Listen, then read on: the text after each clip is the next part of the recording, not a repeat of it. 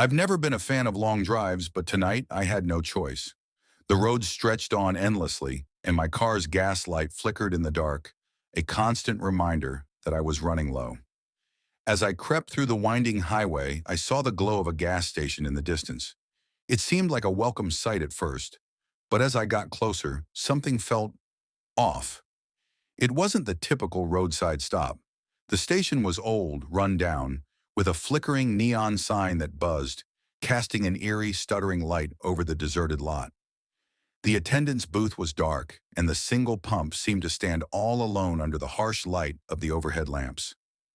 No cars, no people, just an unsettling stillness in the air. I pulled up to the pump and turned off the engine. A strange chill crawled up my spine as I stepped out of the car.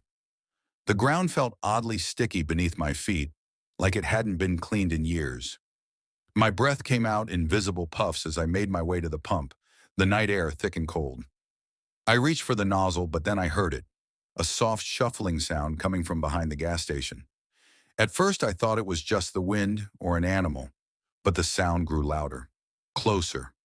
I turned, scanning the shadows beyond the station, but there was nothing.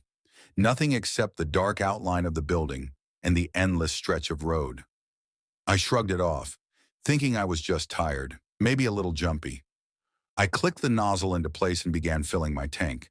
Then I heard it again, this time clearer. The unmistakable sound of slow footsteps.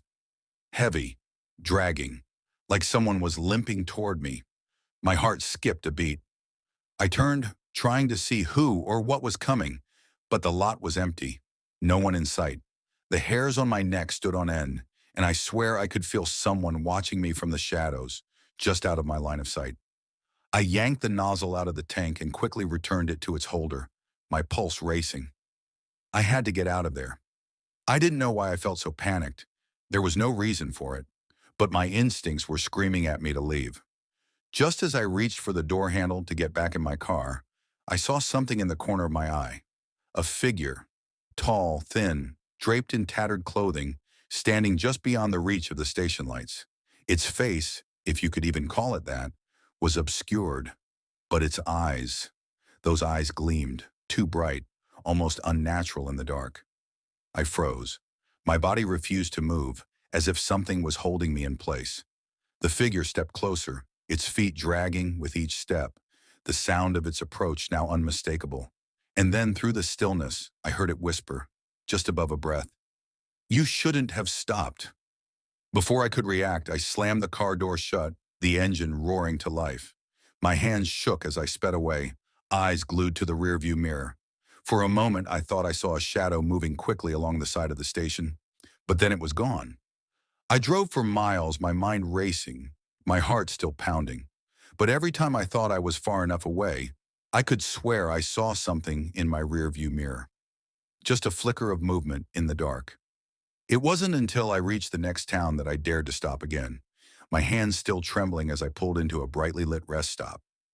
I looked around, half expecting to see that figure lurking in the shadows, but there was nothing.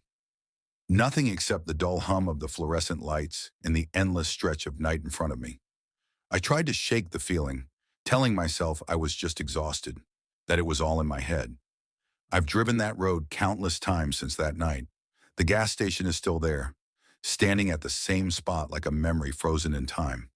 I've passed it during the day, the sun casting a warm glow over the cracked pavement and peeling paint, and I always tell myself the same thing.